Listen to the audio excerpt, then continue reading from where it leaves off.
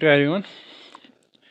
Last lecture में हमने question number 1 किया था, तो आज हम करेंगे क्वेश्चन नंबर 2 और क्वेश्चन नंबर 3। यहाँ पे आप देखिए क्वेश्चन नंबर 2 में in figure 8.13 find tan p minus cot R. Okay, ये हमारे पास फिगर है। इसमें हमारे पास है P Q is equal to 12 centimetre, P R is equal to 13 centimetre, Q R यहाँ पे गिवन नहीं है। पहले हम क्या करेंगे, पहले हम क्यू आर निकालेंगे, तो उसके बाद फिर हम tan p और cot r का वैल्यू निकाल पाएंगे, ठीक है ना। तो चलिए देखिए,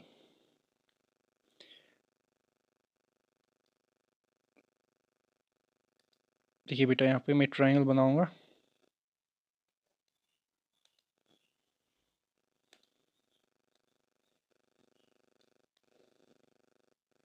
सो this is triangle P Q R, P Q are.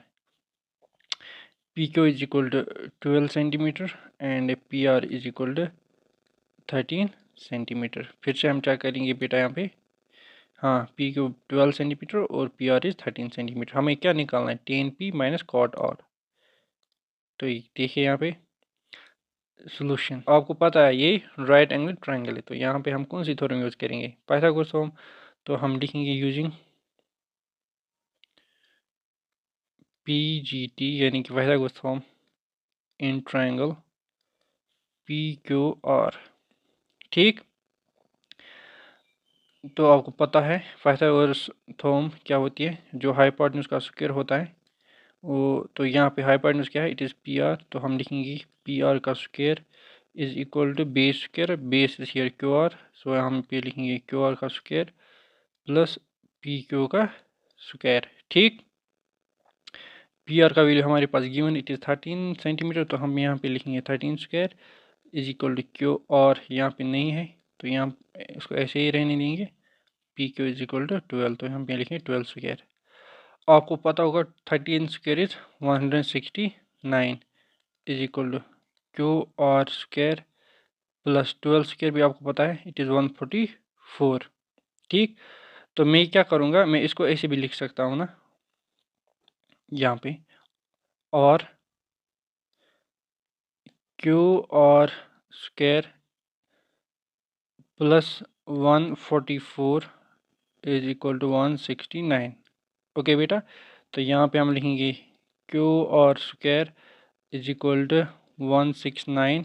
144 को मैं यहाँ लाऊंगा, ये बनेगा -144। ठीक, ओके, तो देखिए यहाँ पे 9 - 4 इज़ 5 एंड 6 - 4 इज़ 25 आ जाएगा इसका वैल्यू। ठीक, तो यहाँ से हमें है क्यू आर स्क्वायर। तो उसके बाद हम करेंगे square, taking square root on both sides, taking square root on both sides. तो यहाँ पे देखिए बेटा, तो यहाँ से स्क्वायर रूट आ जाएगा और यहाँ से भी स्क्वायर रूट आ जाएगा। ठीक, आ जाए, तो यहाँ पे देखिए square and root will be cancel out, तो यहाँ पे बचेगा क्यू आर इज इक्वल, आपको पता होगा 25 इज परफेक्ट स्क्वायर ऑफ 5, तो यहाँ पे हम लिखेंगे 5 और सेंटीमीटर। ठीक, तो क्यू आर का वैल्यू हमारे पास अब आ गया। ठीक, तो क्यू आर की जगह क्या हम लिखेंगे बेटा, इट इज़ 5 सेंटीमीटर। ठीक बेटा, तो हमें क्या निकालना है, हमें निकालना है tan p minus cot R. तो यहाँ पे मैं लिखूँगा tan p minus cot R. Okay बेटा, यहाँ पे आप डायग्राम देखिए, यहाँ पे पहले हम निकालेंगे tan ऑफ p। अब p जो एंगल है ना यहाँ पे, ये बन गई रेफरेंस एंगल। ठीक, आपको पता होगा जो tan होता है ना, वो किसके बराबर होता है, वो होता है बराबर परपेंडिकुलर बाय बेस। तो इस एंगल के अकॉर्डिंग इसका कौन सा साइड परपेंडिकुलर होगा, यानी कि इस ट्रायंगल का ये, यानी कि Q R will be the perpendicular.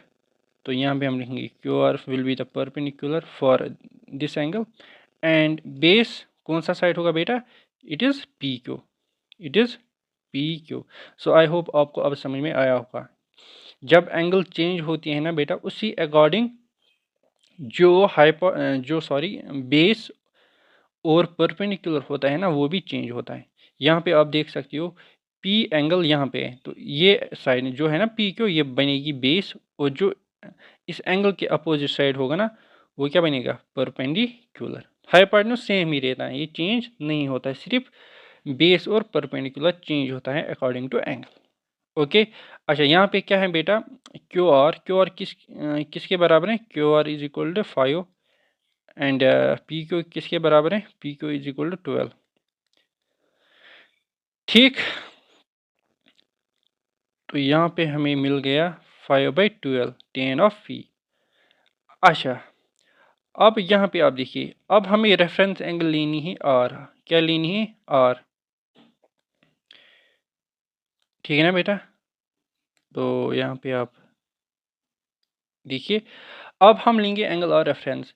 तो इस एंगल के अकॉर्डिंग जो क्यू आर होगा, ये इस एंगल की बेस होगी, और जो ये पी क्यू होगा, इट विल बी परपेंडिकुलर। तो हमें क्या निकालना है, हमें निकालना है cot of are.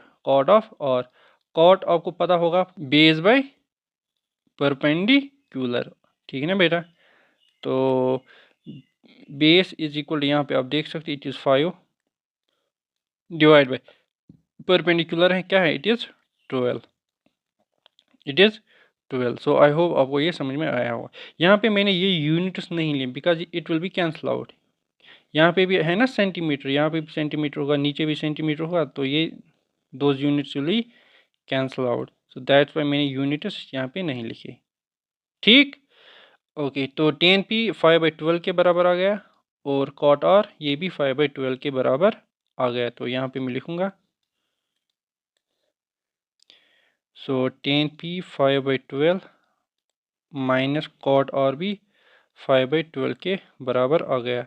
So it will be 0। ठीक, सो आई होप आपको ये क्वेश्चन समझ में आया होगा।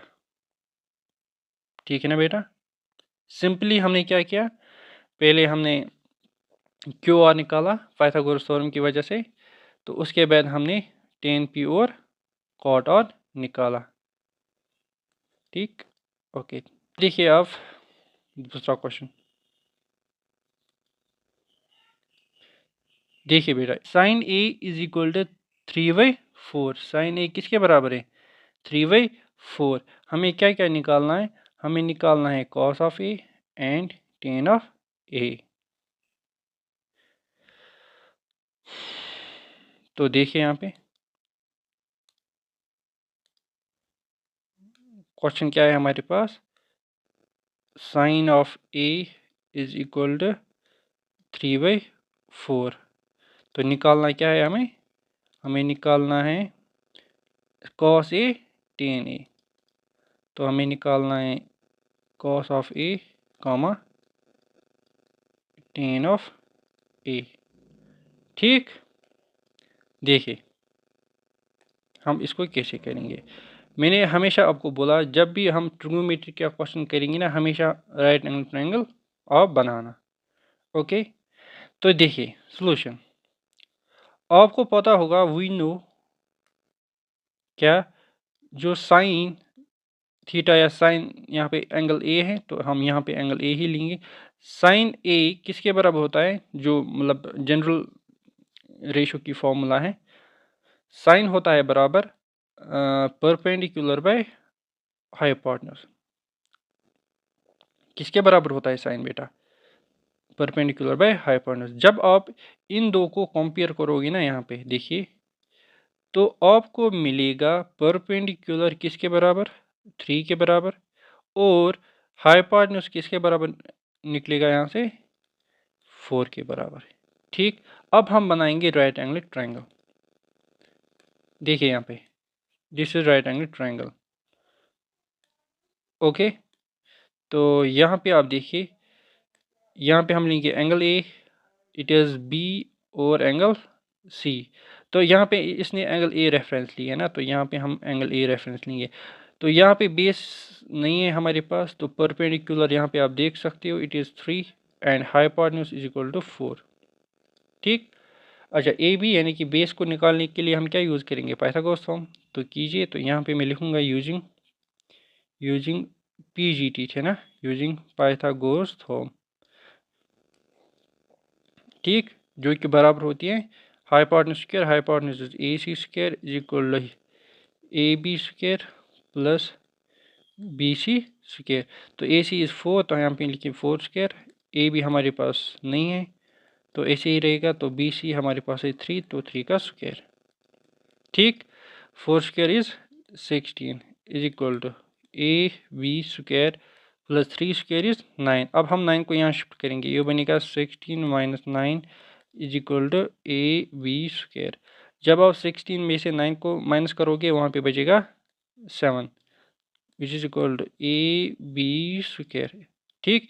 इसको आप ऐसे भी लिख सकते हैं AB square is equal to 7। जब आप स्क्वायर रूट लोगे ना बोथ साइड से, तो यहाँ पे क्या होगा, यहाँ से स्क्वायर कैंसिल हो जाएगा, तो यहाँ पे बनेगा AB is equal to square root of 7, square root of 7। Okay, तो AB का वैल्यू आ गया हमारे पास, किसके बराबर, it is root of 7, root of 7। हमें क्या निकालना है, हमें निकालना है cos of A tan of A. तो यहाँ पे हम निकालेंगे here cos of A. Cos आपको पहले पता होना चाहिए किसके बराबर होता है, सिंपली बेस बाय हाइपोटेन्यूज। तो यहाँ पे देखिए बेटा, बेस किसके बराबर है, रूट 7, और हाइपोटेन्यूज किसके बराबर है, 4। इस एंगल ए के अकॉर्डिंग मैं बोल रहा हूँ, ठीक है ना। एंगल ए के अकॉर्डिंग ये साइड बेस बनेगी, है ना, और ये इट इज़ हाइपोटेन्यूज, तो दैट्स वाई ये बनेगा रूट 7/4 कॉस का वैल्यू। हाँ, तो यहाँ पे मैं लिखूँगा रूट 7/4। ओके, आपको पता होना चाहिए टेन किसके बराबर होता है, टेन होता है बराबर परपेंडिकुलर बाय बेस। तो इस एंगल ए के अकॉर्डिंग परपेंडिकुलर कौन सा साइड है, BC, जो कि हमारे पास है 3, और AB किसके बराबर है, रूट ऑफ 7। तो टेन का वैल्यू किसके बराबर आ गया, तो यहाँ पे मैं लिखूँगा टेन ऑफ ए जो कि बराबर होता है base by sorry perpendicular by base, ठीक। अच्छा, परपेंडिकुलर था 3 के बराबर और बेस थी रूट 7 के बराबर। सो आई होप आपको अब ये क्वेश्चन समझ में आया होगा।